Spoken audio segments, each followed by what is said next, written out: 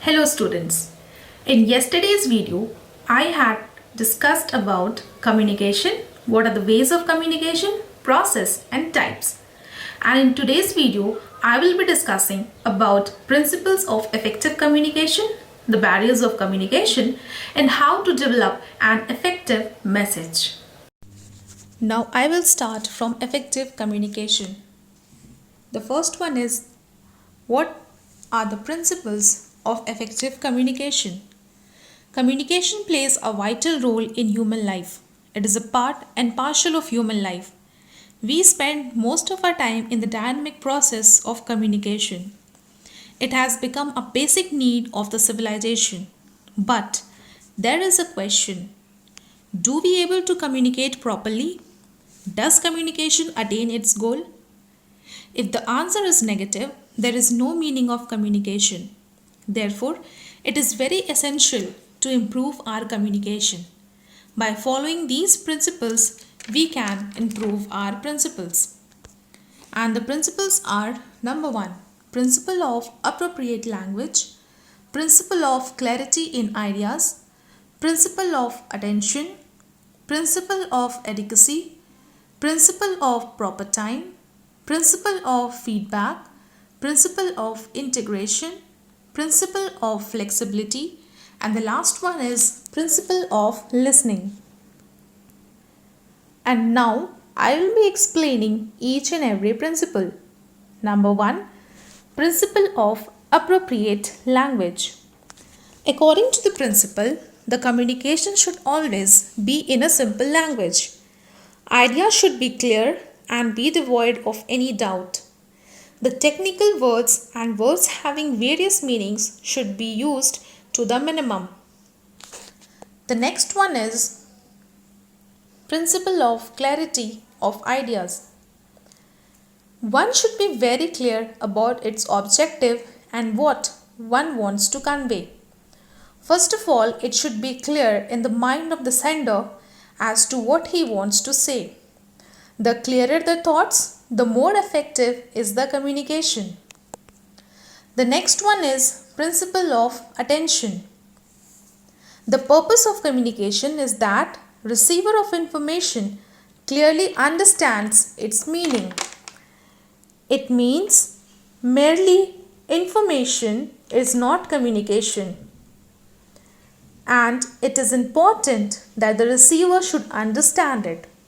This is possible only when the receiver takes interest in the message and listen to it attentively.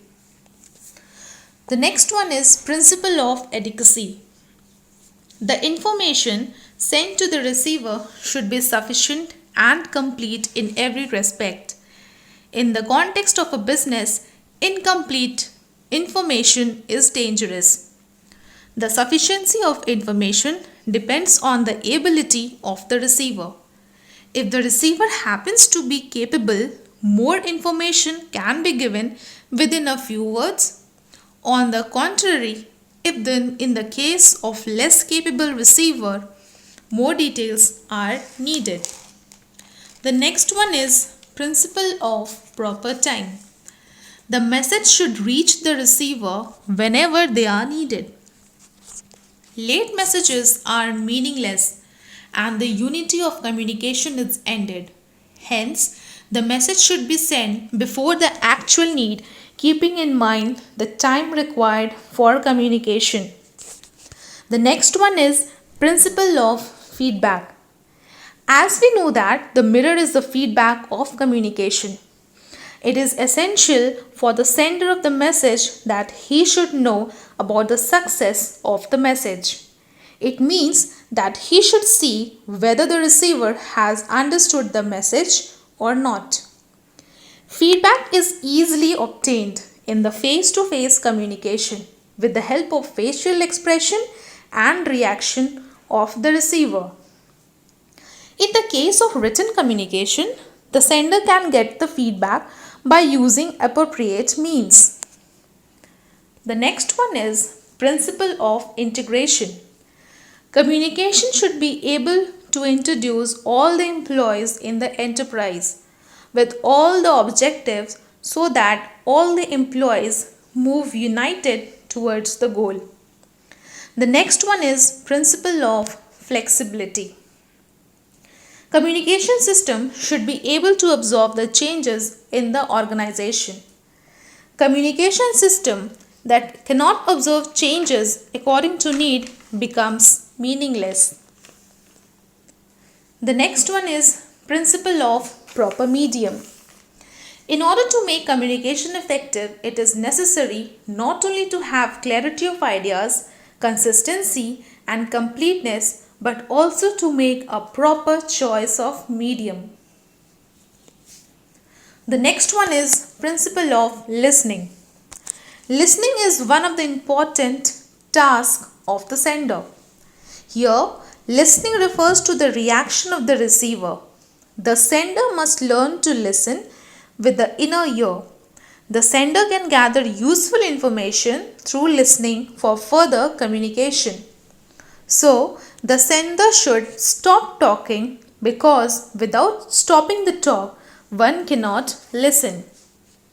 So, these were the principle of effective communication. Now, moving further, we will be discussing about the barriers of communication. Now, what are the barriers of communication? The difficulty or obstacles that disturbs the smooth flow of communication are known as communication barriers. As a matter of convenience, the communication barrier can be divided into different types. Number 1, mechanical barrier. Number 2, physical barrier. Number 3, psychological barrier. Number 4, semantic barriers. And number 5, linguistics or cultural barriers. Mechanical barriers. Mechanical barriers are such type of barriers which are caused due to faulty equipments or mechanical devices. These barriers are also called external barriers because they are not within control of either the sender or the receiver. Example, defective telephone or cell phone, failure of loudspeaker, failure of electricity, etc. Now the next one is physical barriers. Physical barriers are obstacles that prevents the receiver from listening, seeing or reading, etc. Some of them are noise, distance, environmental stress, physical stress. Number 1, noise. Noise comes under the physical barrier. Many a times, noise may cause disturbance, which may create hurdles in the way of communication. Example, loud music, traffic noise, and so on. The next one is distance. Distance also acts as a barrier to the communication. Many times, distance can prevent the receiver from listening, seeing, or reading. For example, the student sitting on the last bench find it difficult to hear the lecture of the teacher. The next one is environmental stress. It includes barrier due to poor ventilation, humidity, heavy rainfall, fog, etc. The next one is physical stress. It includes communication barriers due to ill health. It disturbs the receiver from listening. The next one is psychological barriers. Many times our personal or psychological emotions becomes our barrier. The feeling like fear, anger, love, hope, desire, dislikes can affect the communication.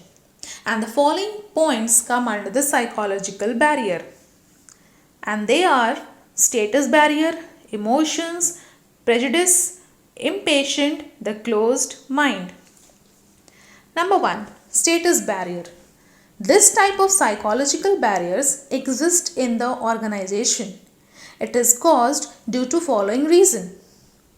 Whether the superior feels that they are very superior, therefore they need not to communicate properly with the subordinates. And due to this, there is developed lack of confidence in the job inquiry and symbol of status. which is caused barrier and it should be removed. The next one is emotions. Emotions are the powerful feeling like joy, anger, love, fear, hope, desire, etc. These emotions also caused barrier to communication. For example, if a person is angry, he does not communicate effectively or listen carefully. Prejudice. Prejudice means one opinion about another person or one's feeling. It may be in form of personal or against the person. This is also psychological factor which causes communication barriers. For example, if the teacher feels that all the students are good, then he will try to give all the information and behave with them in a proper manner, and vice versa. Next one is impatience. Impatience is also an important psychological barrier. Patience is very important in both sides, for the senders and the receiver. Both must be patient towards the communication. Impatience may create a hurdle and can prevent the receiver from listening. The next one is closed mind. It is the mental state where our mind is not ready to accept new thoughts, information, ideas, and opinions. Example, our older generation mostly does not accept the thought of younger generation. After lots of lectures or communication, our mind demands a rest for the few minutes. This psychological barrier can be explained or ineffectiveness of sender or receiver. And the last one is semantic barriers. Semantic barrier is the scientific barrier about words or its meaning. Many words and sentences have double of its meaning. Such ambiguous statement with double meaning may create misunderstanding upon the receiver, and these misunderstandings are called semantic barriers. Therefore, the sender should use simple and understandable words or sentence. And the last one is linguistic or cultural barriers. Linguistic is a scientific study about the language we use. Language in our communication to convey our message. But in certain cause, this language becomes a barrier to our communication.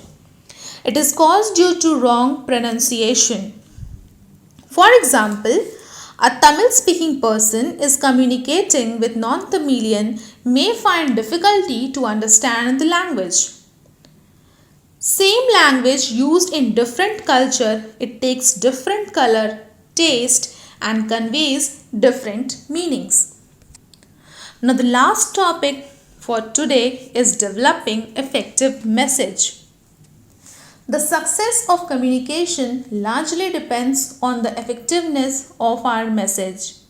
The effective message, it should have a great influence over the audience, and the sender must be impressed by the message or information. Therefore, it is essential to develop an effective message by following these points. And the points are thinking about the purpose, knowing the audience, structuring the message, selecting the proper channel, minimizing barriers, facilitating feedback. First one is thinking about the purpose. The first and the foremost step to develop an effective message, we should think about the purpose while developing a message. A sender must have a definite purpose of communication. The sender has to think about the purpose. Otherwise, a communication will be aimless or meaningless. Knowing the audience. After thinking about the purpose, a sender should develop an idea about the receiver. He has to know about his physical state, his mind, his mental state, their language and other psychological state like mood, interest, etc. This helps to develop an effective message. If you are conveying the message to a layman, then avoid technical words. And if you are addressing corporate elites, the language should have professional sophistication and maturity. The next is structuring the message. It is an important step to develop an effective message. Our message should be structured properly and arranged logically. It should have a proper beginning, a proper middle, and a proper end. Our structure should not be completed because if it would be incomplete, it would create misunderstanding. Selection of proper channel. The success of communication largely depends on the selection of proper channel. The selection of proper channel should be according to the type of urgency of the message. The next one is minimizing barriers. The difficulties or obstacles that disturbs the smooth flow of communication are called communication barriers. In order to make our communication more effective or developed an effective message, our effort should be to minimize these communication barriers. And the last one is facilitating feedback. Feedback is the response given by the receiver to the sender. Therefore, our effort to make the facilitated is very necessary.